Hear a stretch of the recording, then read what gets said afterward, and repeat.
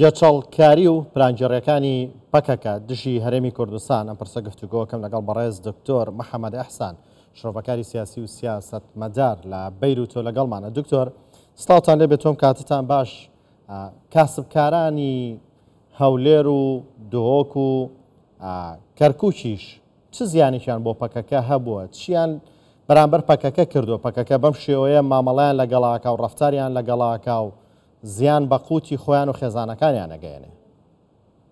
سیدکە زۆر سپاس. بەڕاستی ئەم وجودی پەکەکە ئەسڵەن لە عێراقەوە وجودێکی نەقانونیە. حکوومەتی عێراق اعترافی کردیتە بەیانەوە پەکەکە منەظەمەیەکی ئیرهابیە، اتفاقێکی تەواوی هەیە لە تورکیا.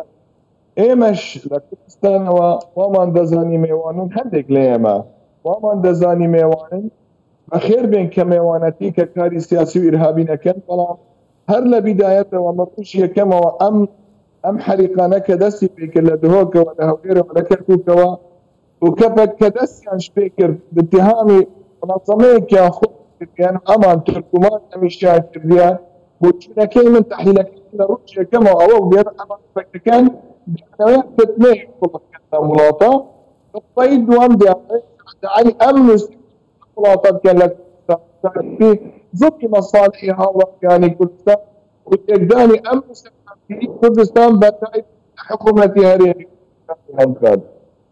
بەڵام ئیشیان نەتیجەی ڕۆژێک نییە.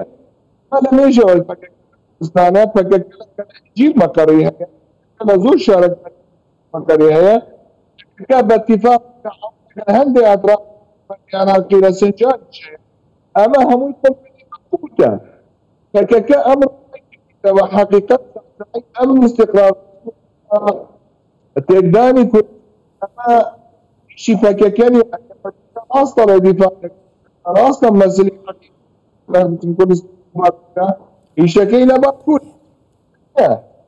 بەڵام ئەمە محتاجی بە تەعاونێکی استقباری بەحثی حکوومەتی هەرێمی و حکوومەتی اتحادیەیە و قەطعی مەصادری تەموینی شتیان بێتەکردن کە زۆر جێگا هەیە کە میلیۆنێکە لە حکوومەتی عێراقی ئەمە جێگایدا کە بە تایبەت هەندێک ئەطرافی حەشد حقیقەت ئەمە بەم شکلە ئەمن و استقلال لە هیچ وڵاتێکدا بینایەتەکردن. کوردستان بێ، نیویۆرک بێ، پاریس، بەیروت بێ، هیچ جێگایەکی تر بێت. ئەمە جێگایدا هەندێک ئەطرافی کوردیش هەندێک ئەطرافی ئەوانەی کە تازە کوردستانیەتیان کردیان وایان دەزانن ئەمە موقفێکی کوردستانیە. ئێمە هەموو کەسێک ئێمەنیە کوردستان پەڕێز نەبێ، بە تایبەت لە پارتی کوردستان و حکوومەتی هەرێمی ئەو بەشەی کە خۆی نیشانەدا زۆر متحالف تحمیل بەکە وڵات نەتیجەکەی ئەمە دەرەچێ. بەڵام من ئەڵێم واقعت هاتیە حەدێکی بۆ نەشاطاتی پەکەکە و کاری پەکەکەدانن لە وڵاتە. ڕزگارکردنی کوردستانی باکوور لە باشوور دەست پێ ناکات.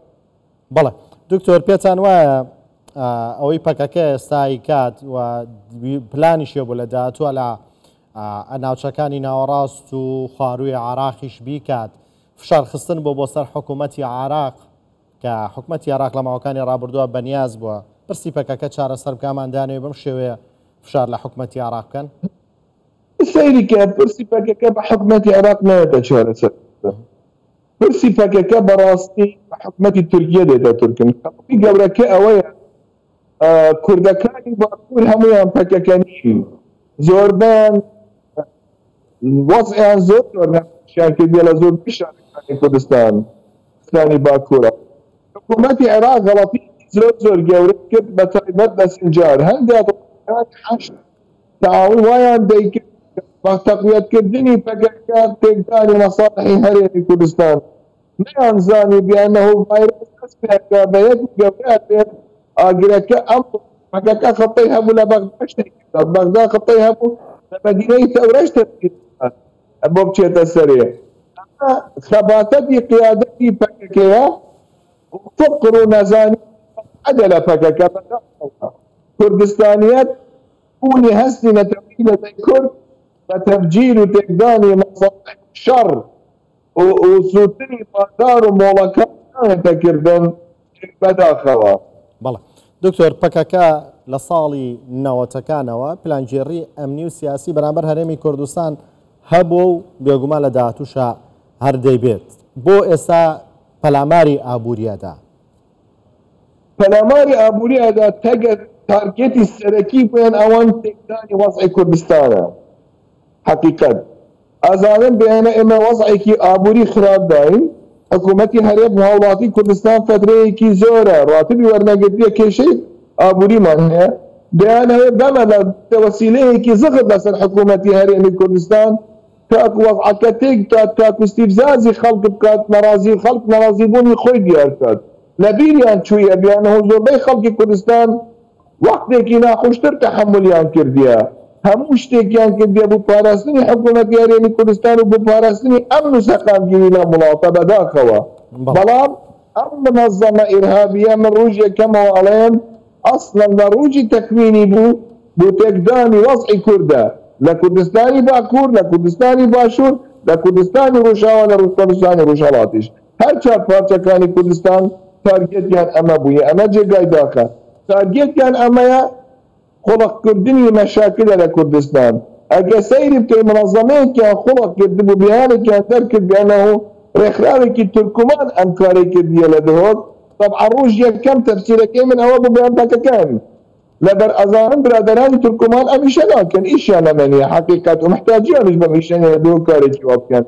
زەعزەعەیان کردوتەوە. من ئەڵێم ئەمڕۆ وەختە هەموومان پێکەوە ئەگەر پەنابەرن بارحەقی پەنابەریان هەیە با پەنابەری ئیش بکەن، نەک تەبجیر و تێکدان و اختیار بکەین. لە ڕۆژی اختیاری قۆنسڵی تورکیەوە پێویستە حەدێکی زیاترمان دانابە، کارێکی زیاترمان کردبا بۆ حەتە نەشاتاتی پەکەکە. دام و دەستگاکانی ئەمنیش لە کوردستان پێویستە بەڕاستی زیاتر و جدیتر کار بکەن، پرۆفێشناڵتر کار بکەن، تعاونیش لەگەڵ حکوومەتی عێراق بکەن تا حەدێکی جدیان بوودەم یان وەزعەکە خەتەرترە بێت. لەبەر ئەوان تارگێتیان ئەوەیە. من لە نۆتە دووەوە لە بیرمە لە نۆتە دووەوە یەکێک لەو کەسانەم کە زۆر متابی هەمیشان کردبوو و لەگەڵ سەرۆکەکانیش دانیشتی بووم لە بیقاوە لەو فترەیە سەیرم کرد تارگێتەکەی ئەوەیە وەزعی کوردستانی تێکردن.